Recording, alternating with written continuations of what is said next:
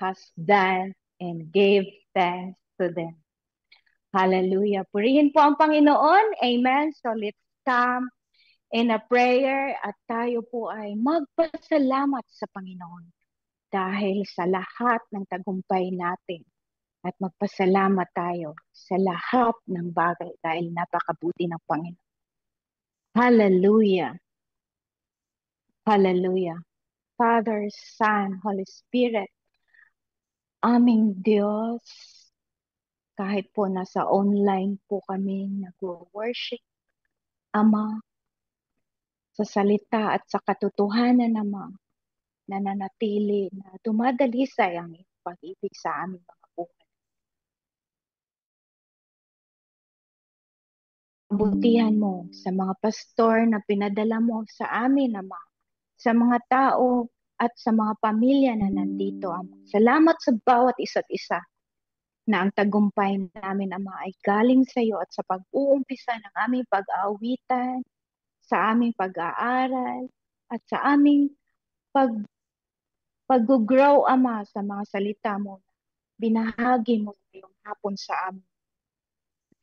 Tulungan mo kami, Ama, na kami po ay gumagawa ng kabutihan. Yung nais mo lamang, Ama, ang maihayag sa buong mundo. And ibuhos mo, Ama, sa buhay ng mga taga-House of Refuge ang mga magagandang balita na nais mo, Ama, na maihayag sa aming buhay.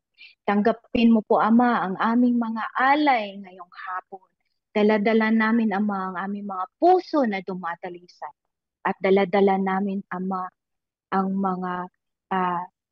mga buhay namin na walang iba, na sa natira naming buhay, Ama, ay sa iyo lamang, Ama. Kaya tanggapin mo, Ama, ang lahat ng aming mga pasalamat, papuri, pag-aawitan ngayong hapon, Ama. And i-bless mo, Ama, ang aming pastor ng House of Refuge. Tulungan mo po ang bawat isa't isa, Ama, na sa online ng House of Refuge worship celebration, sa Bible reading, sa Saturday worship, sa Thursday prayer meeting, nawa, Ama, ang lahat ng mga ginagawa namin, Ama, ay mapuno ang langit gamit ang House of Refuge. Hallelujah. Sumasamba po kami, Ama, sa katotohanan at sa iyong salita, Ama.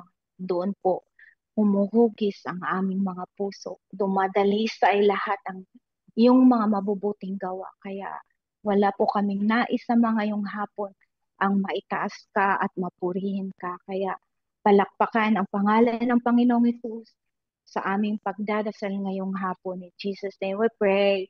Amen. Hallelujah. Amen. Thank you, Sister Grace. Amen. Totoo po yan. We will bring the sacrifice of praise into the house of the Lord. Hallelujah. Purihin po natin ang ating Panginoon at sambahin natin at tayo ay sasamahan ni Ate Beth Albelda sa ating praise and worship. Amen. Magandang hapon po sa ating lahat. Indeed, it's another opportunity to give thanks to the Lord, sing praise to His name. Amen? So pasalamatan natin ng buong puso ang ating Panginoon sa nagdaang linggo ng ating buhay. Hindi niya tayo iniwan, hindi niya tayo pinabayaan, at tayo ay nagtagumpay sa mga bagay-bagay. Amen. Hallelujah. Tayo pong lahat ay magpuri sa Diyos. Palakpak natin ang ating mga kamay.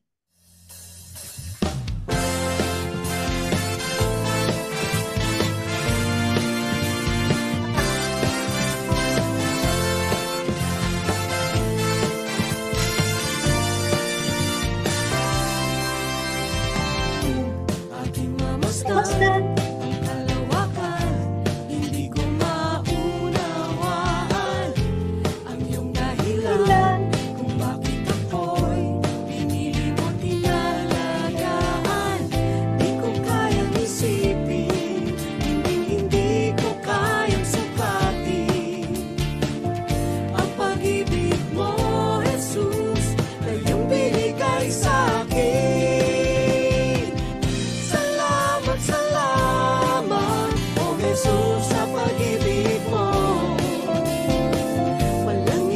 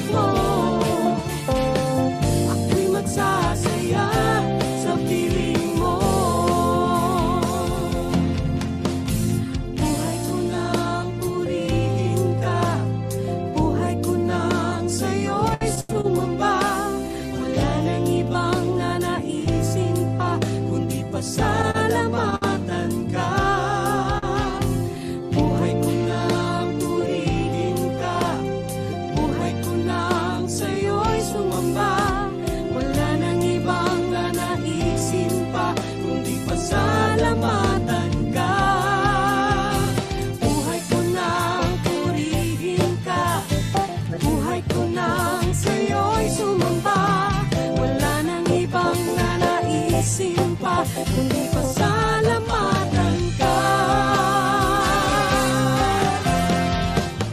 Salamat, salamat, O Jesus, sa pag-ibig mo. Walang ibang nagmahal sa'kin na katulad mo. Salamat, salamat, O Jesus, sa pag-ibig mo. Ako'y magsasaya sa piling mo. Salamat, salamat, O Jesus, sa pag-ibig mo. Walang ibang nagmahal sa'kin ng katulad mo. Salamat, salamat, O Jesus, sa pag-ibig mo. Ako'y magsasaya sa piling mo.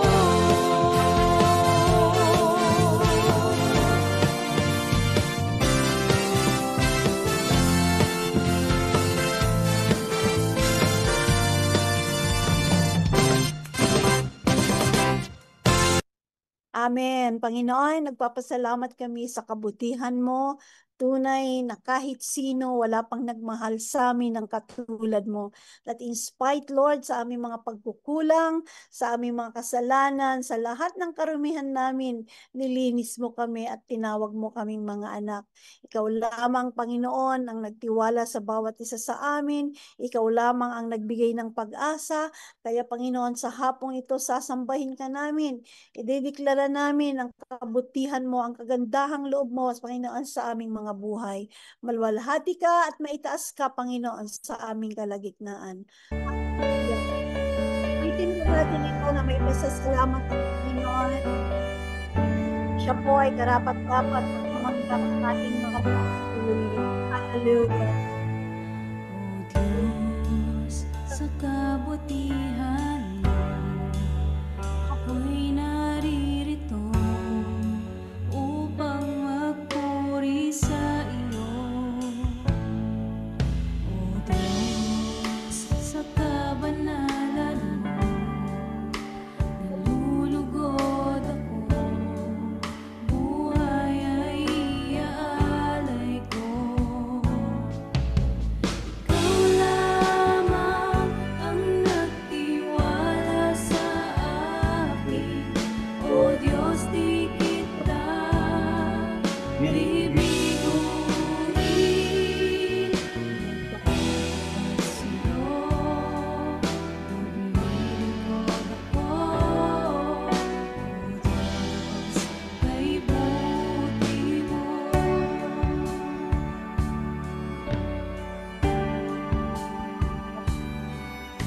O Diyos, sa kabutihan mo, ako'y naririto upang magpuri sa iyo. O Diyos, sa kabanalan mo, nalulugod ako,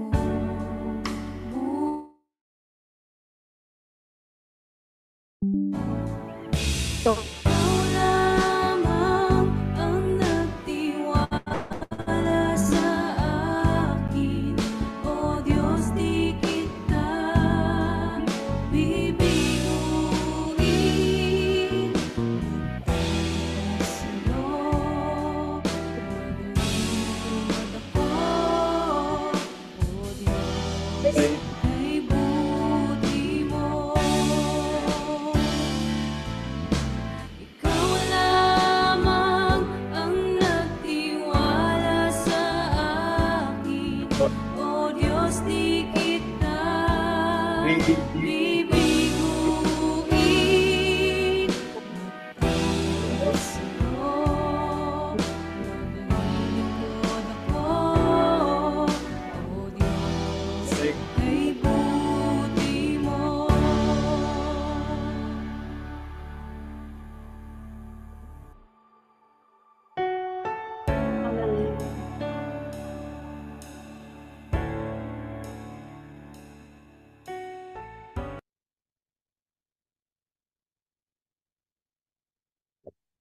Hallelujah.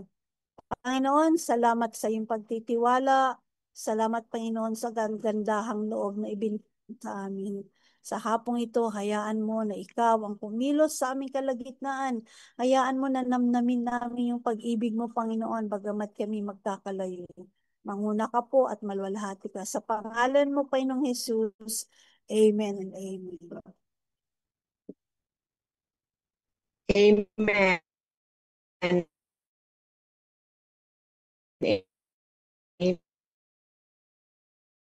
Amen. Hallelujah. Mga kapatid, handa natin ang ating mga communion elements at tayo ay dadako na sa ating banal na hapunan. At ang gagawa po ng mangunguna para sa atin sa communion ay ating kapatid, Brother Yu Chang Hu. Afternoon, brothers, sisters. Happy Sunday. This is this week first day. Let's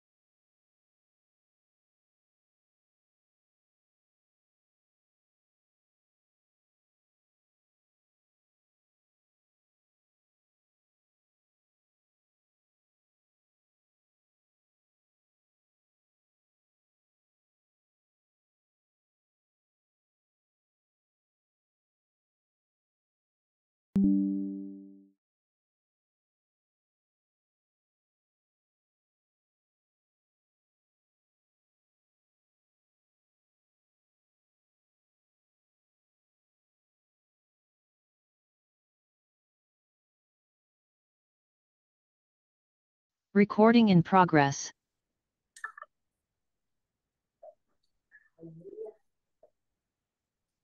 hallelujah. Let's pray. Lord Jesus, thank you. I just can thank you, what you done on the cross, everything you done. You pay all my sins. You heal all my sins. We just focus on you, what you done. Finish on the cross. Everything is finished. Thank you, Lord. Thank you, Jesus. Today we gather here together to celebrate what you done on the cross. In Jesus' name we pray. Amen. Amen. Thank you, Brother Yu Chang. At ngayon po tayo ay makikinig na ng salita ng Diyos at ito po ay bibigay sa atin ng ating mahal na pastor, Pastor Mario Albelda. Okay, thank you very much, Sister Lilia. Magandang hapon po sa inyong lahat. So, medyo kailangan kong mag-transfer ng location dahil merong nag-grass cut dito sa kapaligiran ko kaya medyo maingay. Anyway, magandang hapon sa atin lahat and welcome po sa bawat isa sa atin, particularly ang ating mga kasamahan sa House of Refuge sa Montalban, si Ate Delia at si Rich kasama natin ngayon.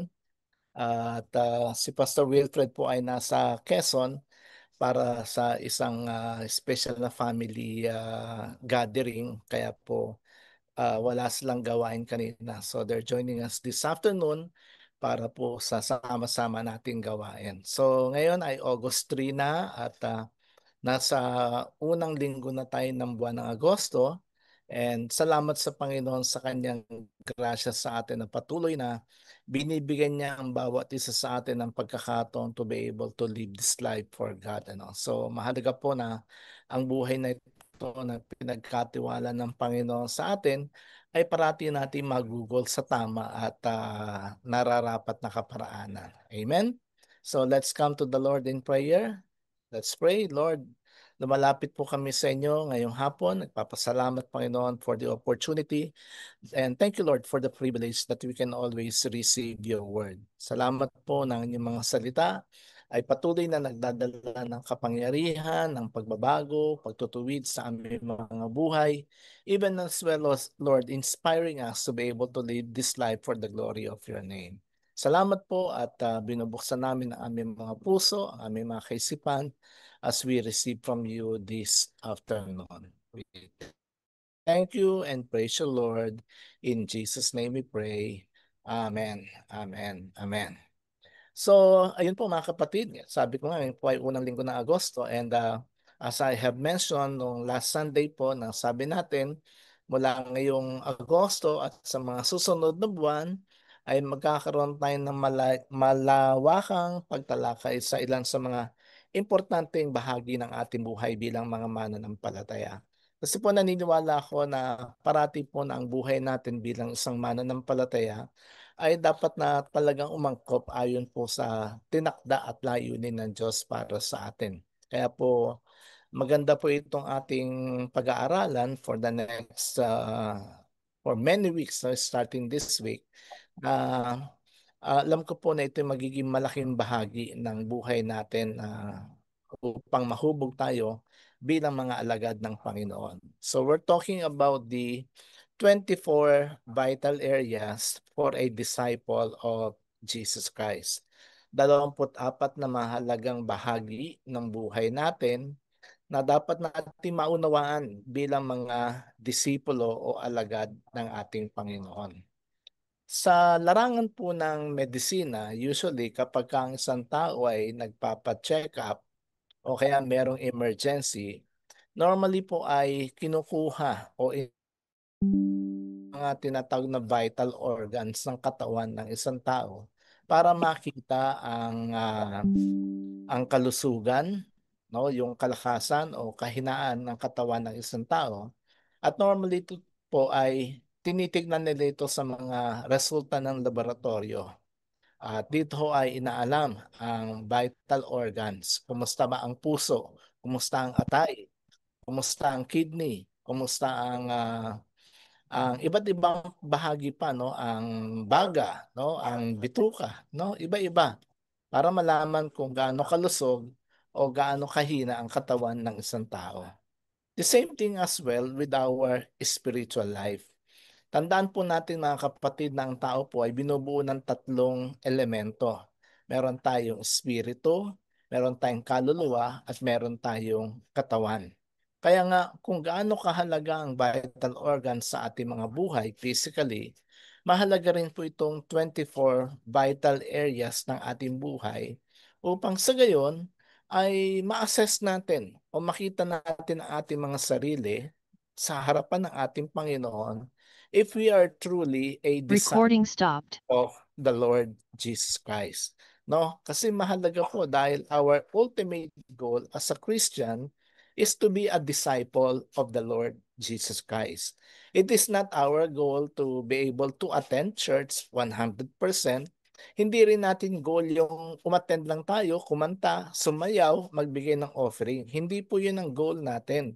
Ang goal natin is for us to become a true disciple of the Lord Jesus Christ. Kaya po for the next weeks, no, several weeks, we will be learning about these 24 vital areas. And pag sinabi po natin vital, meaning ito po ay napaka-importante. Hindi po siya negotiable. No? It is important. It is a must. No? It is essential na ito pong areas na ito ng ating buhay ay mabigyan natin ng pansin so that we will know if we are truly a disciple of the Lord Jesus Christ. And today, mga kapatid, marami po sa atin, no, sa mga mananampalataya today, actually are struggling. No? They are struggling with their doubts about their salvation. Kung meron pong big thing sa buhay natin bilang Kristiyano, mga kapatid, it is actually about our salvation. Kasi kung hindi rin naman tayo magkakaroon ng assurance o katiyakan na tayo ay ligtas, para saan pa at ginagawa natin ang mga bagay nito? And real talk lang kasi nga, ang akala ng iba, pag umaattend ka ng church, dumadalo ka sa mga worship service o sa mga programa ng simbahan, akala nila ligtas na. Kaya nga mahalaga, mga kapatid, na maintindihan natin that our enemy or Satan normally gustong-gusto niyang magbulong sa atin ng mga kasinungalingan. Alam nyo, sabi ko nga kaninang umaga, if there is one super marites sa buhay ng tao ngayon, walang iba kundi ang kaaway natin na si Satanas. Because normally, especially if you are a believer, normally makakarinig tayo ng mga bulong sa ating mga tainga na the devil telling us that you are not good enough, you have sinned too much, or God has forgotten you. So marami pong mga kasinungalingan na normally kahit na gaano na tayo katagal na dumadalo sa gawain, kahit gaano na tayo katagal, we consider ourselves to be a Christian, parating merong mga bulong sa ating mga kaisipan, sa ating mga tenga. The enemy telling us, marami kang sablay sa buhay, marami kang kasalanan, hindi ka mabuting tao, o nakalimutan ka na ng Diyos. But we have to remember na ang Diyos po, as far as God is concerned, He does not want us, His children, to live in fear or uncertainty. Na ayaw po ng Panginoon, na sa kabila ng maraming mga tukso, maraming mga bulong sa ating mga buhay, ayaw po niya na bilang mga anak ng Diyos, tayo po ay mabubuhay in fear, na meron tayong takot o walang katiyakan sa ating mga buhay. Kaya nga po mahalaga na maintindihan natin that as far as God is concerned, He wants us to have an assurance. Nais po ng Diyos o gusto ng Panginoon na ang bawat isa sa atin would be able to live a life that is assured, na meron tayong katiyakan, meron tayong kapayapaan at kaalaman na ang taong tumanggap sa Panginoon are considered to be saved. Thus, we have this assurance of salvation. So mahalaga po itong assurance of salvation kasi po kung tayo ay attend, active tayo, and yet we are not assured of our salvation, may problema po doon.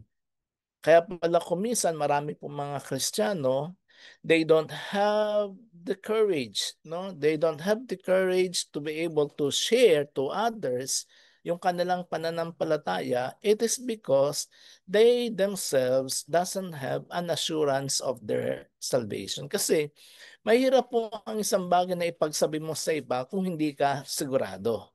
'Di ba sa mga nasa marketing, hindi mo pwedeng maibenta, hindi mo maibebenta ang isang produkto kung ikaw mismo hindi ka naniniwala sa produkto na ibinebenta mo. Amen po ba? So we have to be certain. We have to be assured of what we have in our lives so that we would be able to share it to others. Kaya po, mahalagang maintindihan natin, meron ba tayong katiyakan ng ating kaligtasan? Totoo ba na pag tinanggap mo si Jesus sa buhay mo, saved ka na? Ano po ang mga kaparaanan that we can learn in order to be sure that we are saved? So meron po tayong ilang mga bagay na aaralin ngayon upang sa ganon ay magkaroon tayo ng pang-unawa kung tayo ba ay totoong naligtas na o kasama sa binigyan ng kaligtasan ng ating Panginoon. Number one, we have to remember that our assurance of salvation is something that is based on God's promise. Ang katiyakan po ng ating kaligtasan ay naaayon. Ito ay nababatay sa pangako ng Diyos sa ating buhay and not on our performances. No? Hindi daw po ito isang bagay na ating gagawin. Hindi po ito isang bagay na ating makakamit sa pamamagitan ng ating mabubuting gawa.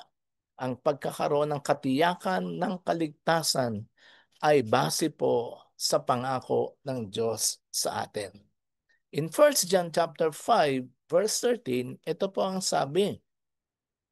Ang sabi po rito sa Tagalog, isinusulat ko ito sa inyo upang malaman ninyo na kayong sumasampalataya sa anak ng Diyos ay may buhay na walang hanggan.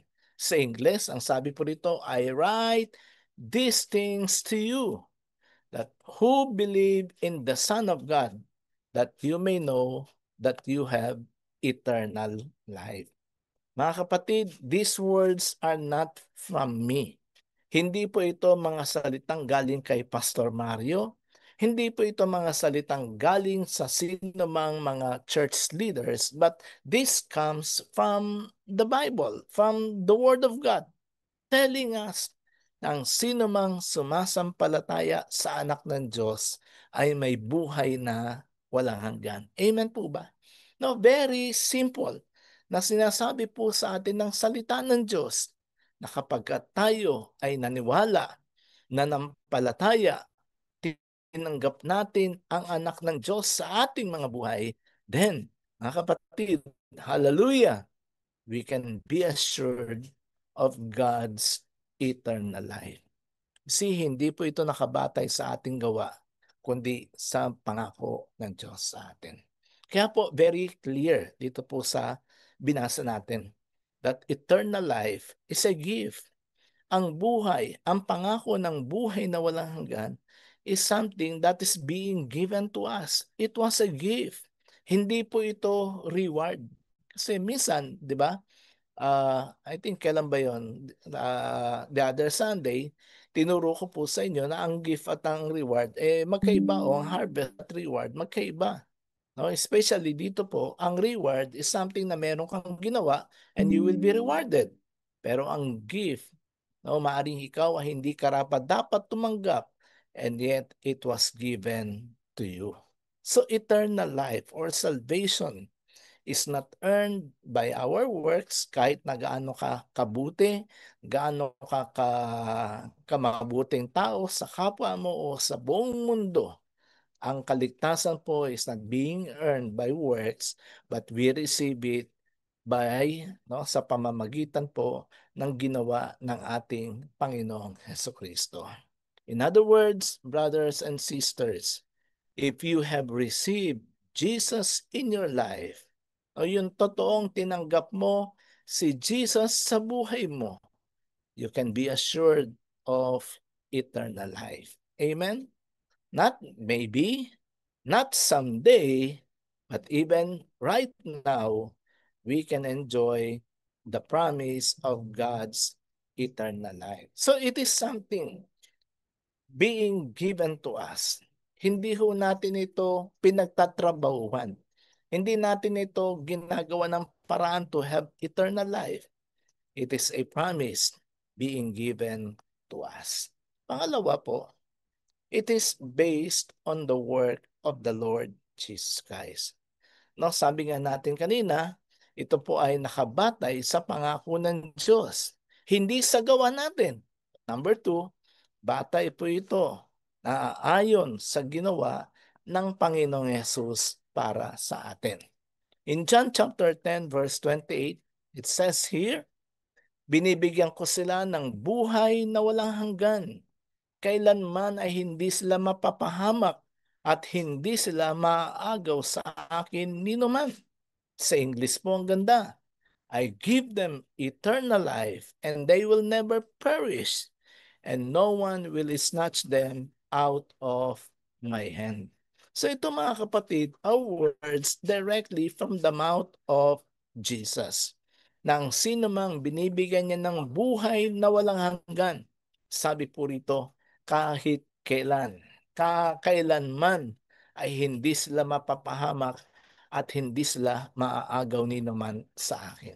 So mga kapatid, the salvation that we have received, if we truly have received Jesus in our lives, we have received the gift of eternal life, the gift of salvation. At ang sabi po rito, it was given to us by the Lord Jesus Christ. In other words, mga kapatid, tandaan po natin na ang kamatayan ni Jesus sa krus is sufficient enough. Ito po ay sapat na upang ang lahat ng ating mga kasalanan noon, kasalanan ngayon, our past, our present sins, and our future sins are forgiven, have been forgiven by the Lord Jesus Christ. So ang kaligtasan po ay hindi nanggagaling sa pamamagitan ng ating mga kabutihan o lahat ng ating pagiging relihiyoso o ano paman.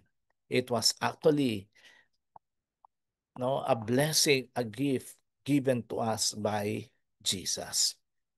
In John chapter 1 verse 12, ang sabi po rito, subalit ang lahat ng tumanggap at sumampalataya sa Kanya ay binigyan niya ng karapatang maging anak ng Diyos.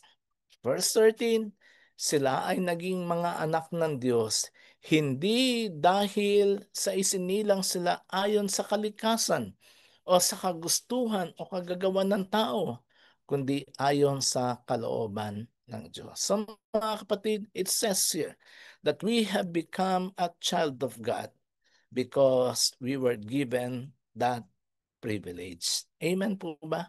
Ang pagiging anak ng Diyos ay pribileyo. Hindi mo to karapatan, no? Hindi mo to pwedeng i-demand. Ito ay isang pribileyo that whoever receive Jesus into their lives, sabi po rito, tayo ay binibigyan ng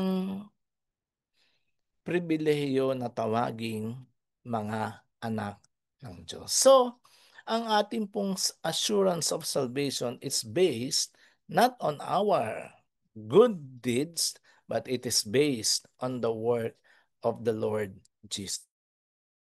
Natin that our salvation is not based on your grip on God, but His grip on us. No? Ibig pong sabihin, ang kaligtasan natin ay hindi ho dahil kumakapit tayo o malapit tayo sa Diyos. No, kasi 'di ba may mga tao na they think of themselves because of the good things that they done, no, nagta-tithe sila, tumutulong sa iba, they go to church every Sunday, no, and so forth and so on. No, parang because of this grip on God that they have, assured na sila ng kanilang kaligtasan. Hindi po. It is based on God's grip on us. Yung pong ayon sa biyaya at grasya ng Diyos sa ating mga buhay. Number 3, ang ating pong assurance of salvation is not only based on the work of Christ, but it is based on the promise and our belief on the Word of God. No, ito po ay nakaayon sa pangako at pananampalataya natin sa salita ng Diyos. In 1 John chapter 5 verse 11 to 12, ito po ang sabi rito. At ito ang patotoo. Ipinagkaloob sa atin ng Diyos ang buhay na walang hanggan, at ito'y makakamtan natin sa pamamagitan ng kanyang anak. Verse 12, kung ang anak ng Diyos ay nasa isang tao, meron siyang buhay na walang hanggan. Ngunit kung wala sa kanya ang anak ng Diyos, ay wala rin siyang buhay na walang hanggan. Tingnan po natin sa English. And this is the testimony that God gave us eternal life, and this life is in His Son. Whoever has the Son has life, and whoever does not have the Son of God does not have life. Again, mga kapatid, hindi po ito nagmula sa akin bilang pastor ninyo, kundi nanggaling po ito sa salita ng Diyos. Kaya nga po ang pang-apat na katiyakan that we can have is yung ating pong paghawak sa pangako ng Diyos at paniniwala sa kanyang mga salita. At tulad po ng sinabi sa mga talatang ito. We know that we are saved. Alam natin na tayo ay ligtas because God's Word, because of the Word of God in our lives, that when we believe on the Lord Jesus Christ, we are going to have everlasting life. Mga kapatid, ang salita ng Diyos ay sapat na siyang tanging batayan ng ating assurance that we can find. No? Ito isang bagay na hindi natin makikita sa ibang lugar. Wala ito sa SM, wala ito sa iba't ibang mga pasyalan. The only sure basis for our assurance is the Bible. It's the Word of God na pwede natin paniwalaan at panghawakan ukol sa ating katiyakan ng ating kaligtasan. Kaya po mahalaga na meron tayong katiyakan kasi kung wala tayong katiyakan, no, wala tayong confidence to be able to tell others about this salvation that we have. Hindi mo pwedeng ikwento sa iba kung ano yung hindi mo naranasan. Hindi mo pwedeng ipamigay sa iba yung isang bagay na wala sa iyo. So we have to be assured of our salvation. Number 4, it's the witness of the Holy Spirit. No, yung pong patotoo ng banal na espiritu sa ating mga buhay, telling us that we have become son of God. In Romans chapter 8 verse 15 to 16, ano po ang sabi dito sa talatang 15?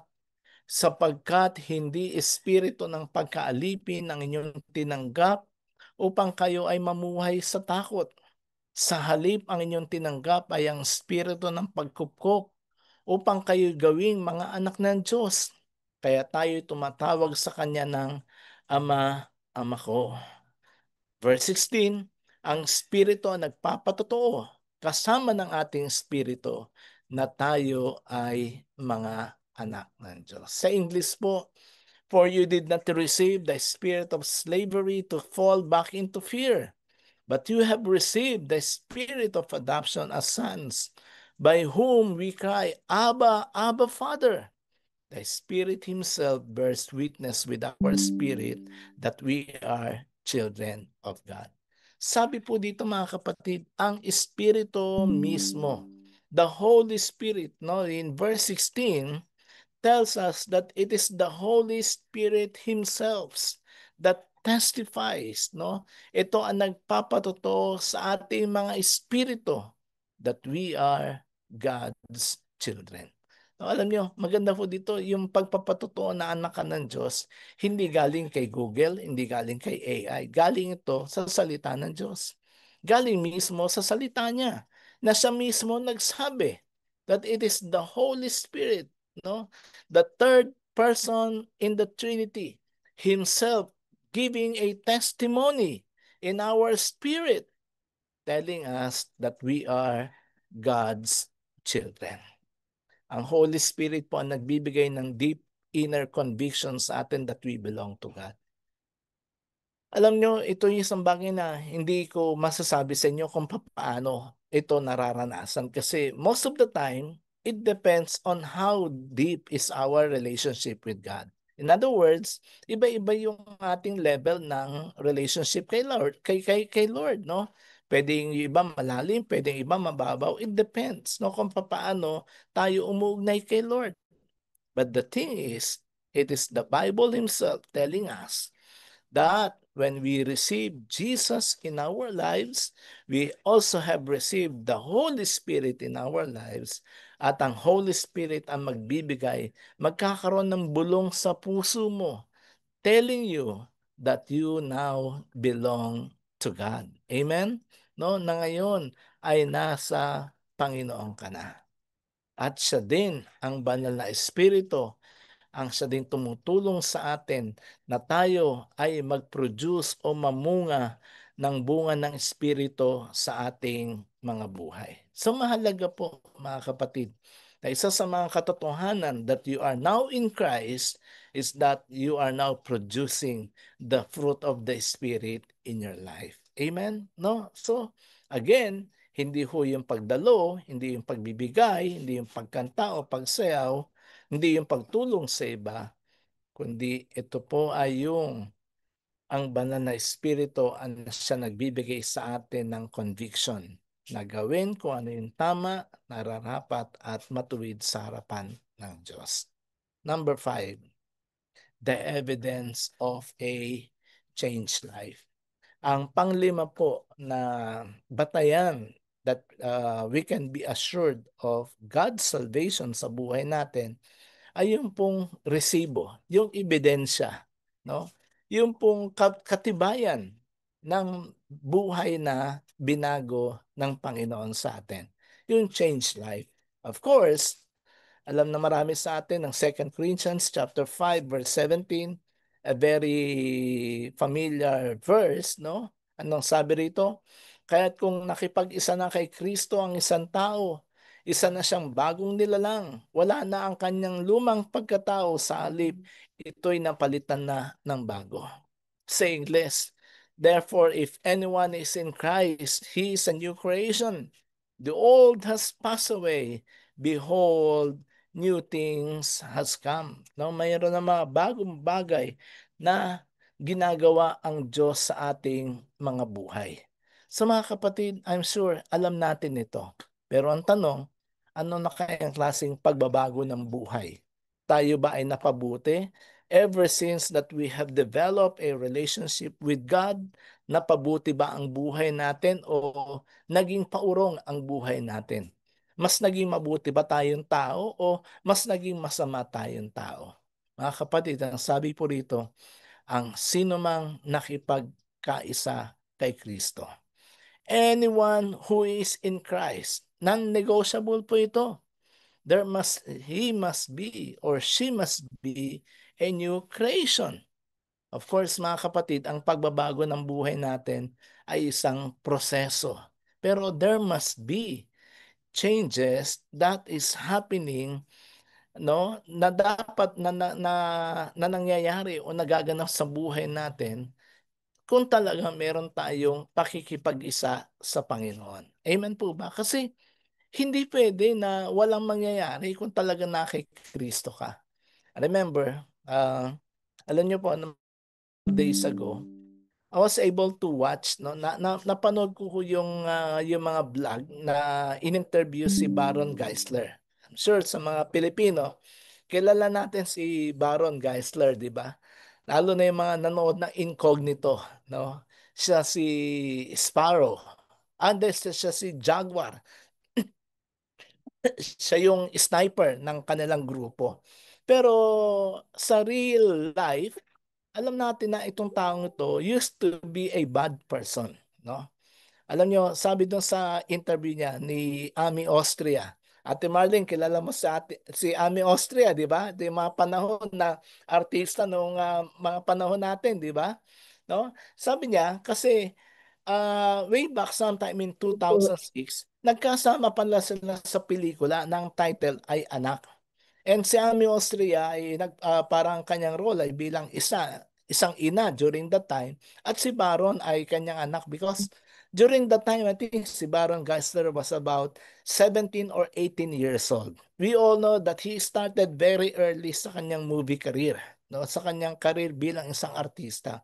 And sabi ni Ami Austria sa kanya, nare-remember mo ba, Baron, na during the time na shooting tayo ng pelikula, I shared to you about Jesus, di ba? Shinare ko sa iyo si Jesus, shinare ko sa iyo yung love niya, and I actually gave you a track, no, yung four spiritual laws, yung gospel track. Sabi ni Baron, yes, I remember that. Tinanggap niya yung spiritual track na yon, and he even prayed, no? Yung sinner's prayer, nilid siya ni Ami Austria. But then, he realized after several years that what he did, yung kanyang pagtanggap sa Panginoon that time, hindi talaga totoo sa puso niya. No, kasi after that, pagkatapos ng pelikula nila, mas naging grabe ang Baron Geisler. No, kinilala siya ng publiko bilang isang basagulero, isang lasenggo, kinilala siya bilang isang drogista, lahat ng mga masasamang bisyo nasa taong ito. Pero sabi niya, no, hindi ko totoong tinanggap si Jesus nung panahon. Kaya pala hindi evidence sa kanya yung 2 Corinthians 5:17. Kasi mga kapatid, ang totoong tumanggap kay Jesus, hindi pwedeng hindi magkakaroon ng proseso ng pagbabago sa kanilang buhay. Amen po ba? Yung habang na kay Jesus ka, bumubuti ka, nagiging tama yung pagpapasya mo sa buhay.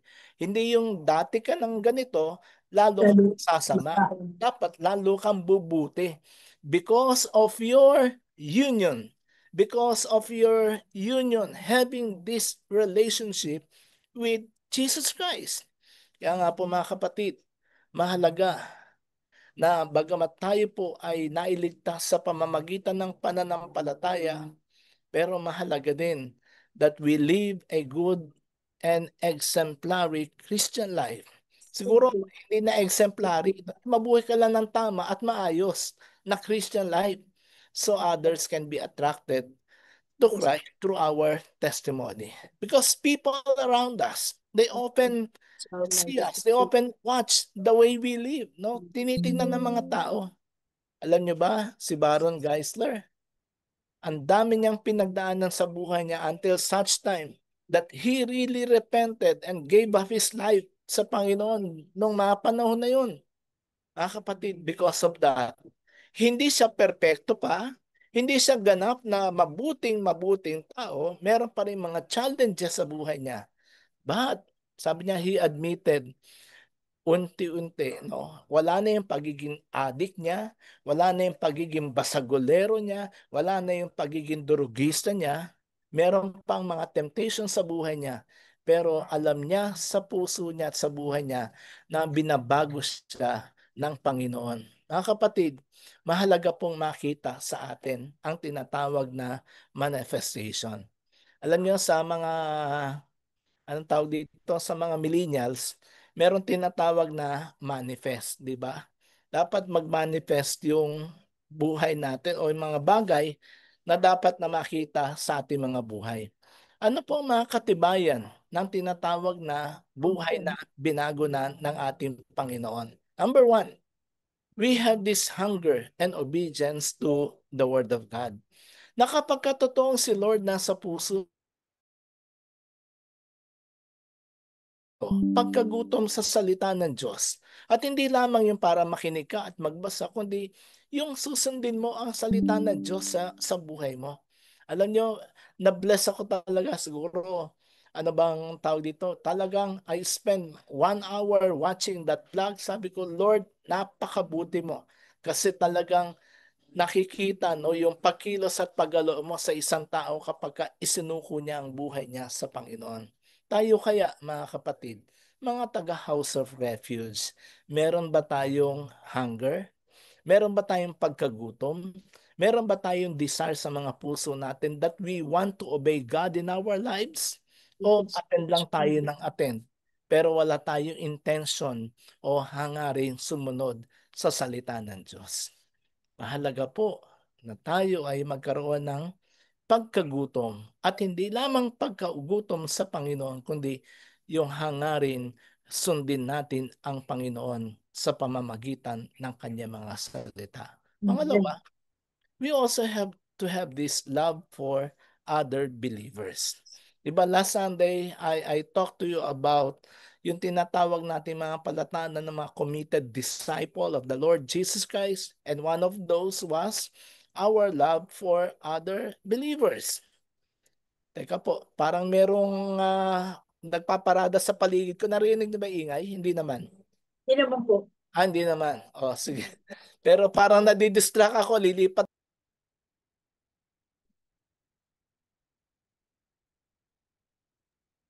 Parang tumigil sa harapan namin eh. Ayan, nawala na uli. Ayan. So, pangalawang bagay na dapat na magmamanifest sa buhay ng isang taong binago na ng Diyos ay yung kanyang love for other believers. No? Yung pagmamahal mo sa kapwa mo. That you cannot afford to be absent, no, or to skip any of our parang mga tinatawag nating gatherings dito sa online.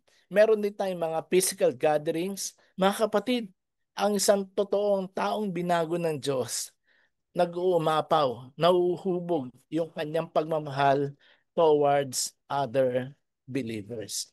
That you cannot afford, no? Not to be present sa ating mga pagtitipon sa pangalan ng Panginoon. Minsan, napakabali. Teka po, lilip.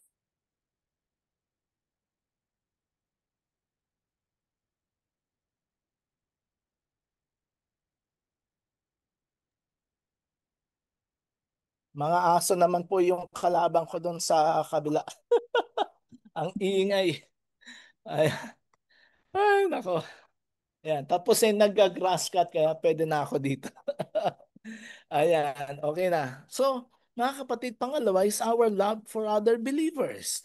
No? Sa ating ugnayan bilang isang mga mananampalataya, we have to develop. No, paano ba natin ipapakita yung ating pagmamahal sa ating kapwa mananampalataya? How do we express our love for others?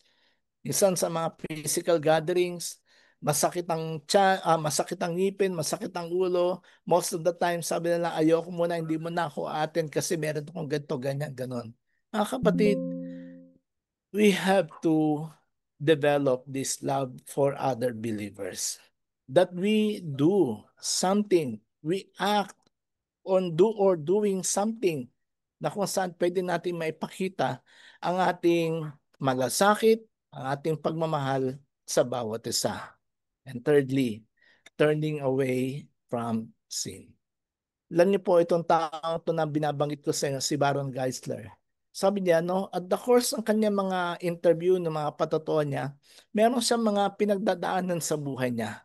But you know, mga kapatid, it was his fellowship with other believers that somehow have helped him, nakatulong sa kanya para mapagtagumpayan niya ang mga tukso sa buhay niya. Sabi ko po sa inyo mga kapatid, tulad ng taong itong si Baron Geisler, marami pa tayong pagdadaanan sa buhay natin. Napakarami mga pagsubok, mga tukso na pagdadaanan natin. At tandaan po natin, malaking bagay o malaking tulong sa ating pagkakaroon ng tagumpay laban sa mga tuksong ito kung kasama natin sa ating battle ang ibang mga kapwa natin mananampalataya.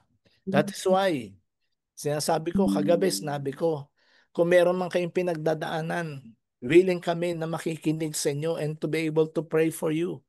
No, you don't need to take it by yourself alone. You can share it to any one of us na sa palagay nyo, pwedeng makatulong sa inyo spiritually. And rest assured, hindi natin ikikwento yan sa iba at magiging chismis.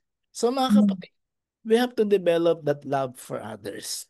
At panghuli, yung meron tayong desire to turn away from sin. Yes, pwede tayong sumablay. May mga palpak pa sa buhay natin. Pero higit na mahalaga ay yung meron tayong hangarin, meron tayong desire na layuan natin ang anumang kasalanan na maaari magpabagal sa ating paglago ng ating pananampalataya bilang mga alagad ng ating Panginoon. Amen po ba? No, dapat meron tayong desire. Hindi yung ang tagal-tagal mo na, wala kang desire na talikuran yung kasalanan. Wag yung ang tagal-tagal mo nang ma-attend, no? Kung ano-anong ginagawa mo, and yet you still live in sin. No? Na namumuhay ka pa rin sa kasalanan. Dapat mga kapatid, magpasya tayong layuan natin ang anumang kasalanan na magpapabagal ng ating paglago sa ating ugnayan sa ating Panginoon. Amen po ba?